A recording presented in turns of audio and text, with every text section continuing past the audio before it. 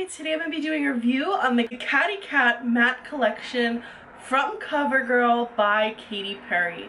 There are 11 shades in all, though there is a 12th shade that is available that didn't come out with the original 12.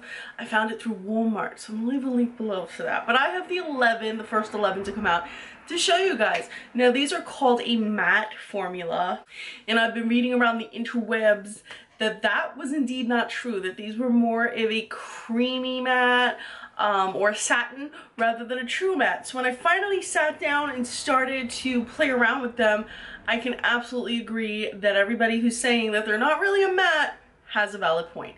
These are kind of what I like to call drugstore matte, where it's like, it's not that dried down matte, like a liquid lipstick dries down to matte, you know, it's not like that. It's not like a MAC retro matte or MAC matte.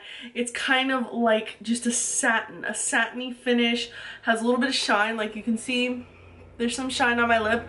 Also kind of reminds me of the NYX Liquid Suede, like just a little bit, because it's like a light kind of creamy feeling, but not exactly, but it has the same kind of finish. It's definitely a hybrid between matte and satin. Now I did see a lot of complaints on the internet about these being streaky and all over the place, and I honestly didn't have that much of a hard time with them. There was a few shades that I could say, yeah, a little bit of trouble with that one. But as a whole collection, I thought this was a great collection. A little bit misleading with the matte title, but a great collection. So here are some live swatches.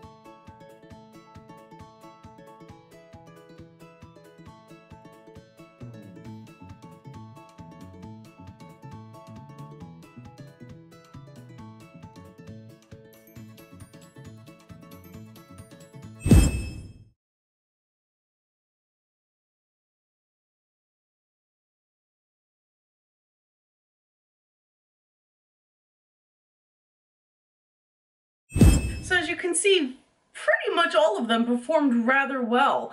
The shade I'm wearing today, this one gave me an issue in that this is Cosmo Kitty. It's the purple one. It's the light purple one, like the light lavender purple, which I thought was unique for drugstore.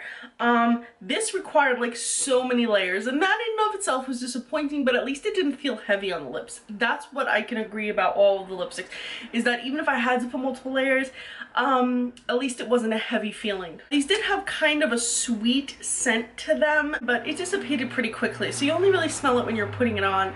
Other than that, no big deal. Some of these shades do stain, like the darker pinks and the red and of course Maroon Meow, which is the dark burgundy. I had a lot of trouble with this one. That one gave me a bit of trouble. So those stain, so be careful with that. But other than that, I don't see any feathering. I don't see any settling into the fine lines of the lips, except for maybe like one of the coral colors, and it wasn't even that big of a deal. Like it wasn't a deal breaker to me. Like I went and it was gone. Other than that, and having to put a lot on, I thought that they were pretty decent quality. I mean, in Walmart, they're about $5 and change, so it's not an expensive lipstick, so you pretty much get what you pay for on that front. In terms of wear time, you can get anywhere from like 3 to 7 hours. It really depends on the shade, and it really depends on what you're doing. Like if you're just sipping coffee or, you know, having a light lunch, eating with a fork all proper and shit, then you will be fine. But if you're eating like a hamburger, or, you know, you're just fucking going to town on a big sandwich like a BLT, these are gonna come off real quick. Also, if you're making out, yeah, this is gone. This is not staying. This is not transfer proof. This is not waterproof. This is like, you know, this is gonna smear. this is gonna cause some problems. Overall, I didn't feel like this collection really pushed the envelope at all. Like there's been a lot of pictures of like Katy Perry circulating. I think R29, that website, they did an article about how goth is the new look that's in, and they cited Katy Perry's lipsticks as a gothic look. I'll leave a link below. I think it was R29, Friday 29.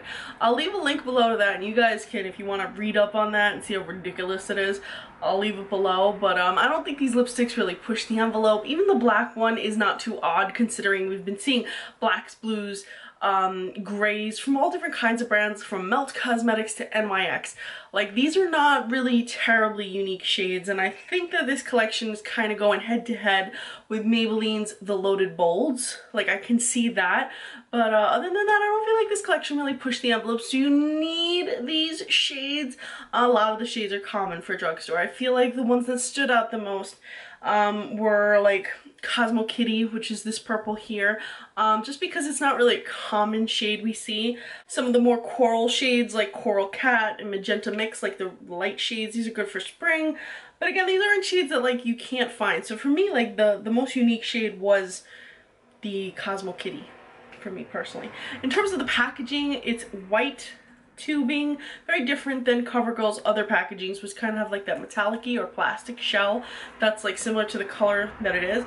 This kind of has a rubberized NARS feeling. It's actually really nice on the hand, and I liked how it looked, where it says like Katy Perry and CoverGirl, and then it says Katy Kat Matte as the heart, and each name has the kitty ears.